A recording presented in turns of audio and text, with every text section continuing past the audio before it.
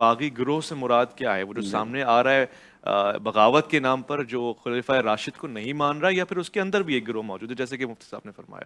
یہ اس کی وضاحت ابتدا فرمائیں۔ حضرت عثمان کے زمانے سے ہو گئی تھی، باقاعدہ انہوں نے بغاوت کی تھی۔ دیکھیے بغاوت کر ہی کیا تھے؟ مفتی صاحب کی بات تجزیاتی طور پہ بہت عمدہ ہے کہ ہمیں اس جو خاص طور پہ خوارج کی داغ بیل تو ڈل گئی تھی اسی عرصے کے جب سے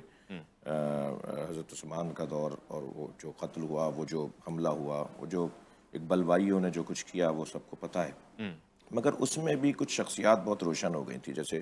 خود مروان سامنے آ گیا تھا کہ اس کا کیا کردار ہے۔ تو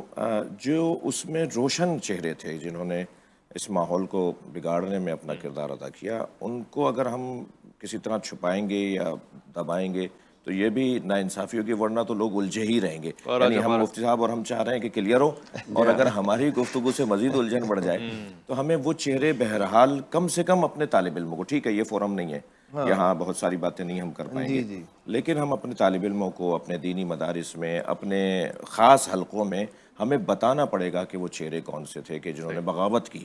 مثلا اگر مولا علی کی خلافت کو تسلیم نہ کرنے والی ایک لسٹ بنے گی، جنہوں نے کہا ہم نہیں مانتے، مولا علی نے اگر معزول کیا گورنری سے اور وہ معزول نہیں ہوئے اور اس کے بدلے میں وہ لشکر لے کر آ گئے، تو ہم کیسے کہہ سکتے ہیں کہ وہ باغی نہیں تھے؟ ٹھیک ہے۔ تو باغیوں کی اگر جو روشن چہرے ہیں، ہمیں انہیں بہرحال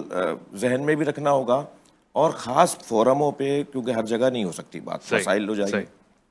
مسائل بنانے کے لیے ہم بیٹھے بھی نہیں ہیں، مسائل کو کم کرنے کے لیے بیٹھے ہیں، لیکن بہرحال وہ چہرے روشن ہیں۔ ایسا نہیں ہے کہ ہم مجمع میں بھیڑ میں انہیں گم کر دیں، جیسے کیا ہوتا ہے کہ جب کوئی فساد ہو رہا ہوتا ہے تو قاتل کو مجمع میں گم کر دیا جاتا ہے، بھئی کس نے مارا کس نے مارا، نہیں، بعض چہرے بہت روشن ہیں، جیسے میں نے عرض کیا کہ نہیں، اگر خلافت کو قبول نہیں کر رہے اور کہہ رہے ہیں میں نہیں مانتا، اور پھر مولا امام حسن کے زمانے میں جب حضرت کا قتل ہوا تو اس پہ پھر خوشی کا اظہار کرنا کہ ہم نے ایک انگارہ تھا جو بجھا دیا، اللہ تو اکبر۔ وہ ہمیں بہرحال پتہ ہونا چاہیے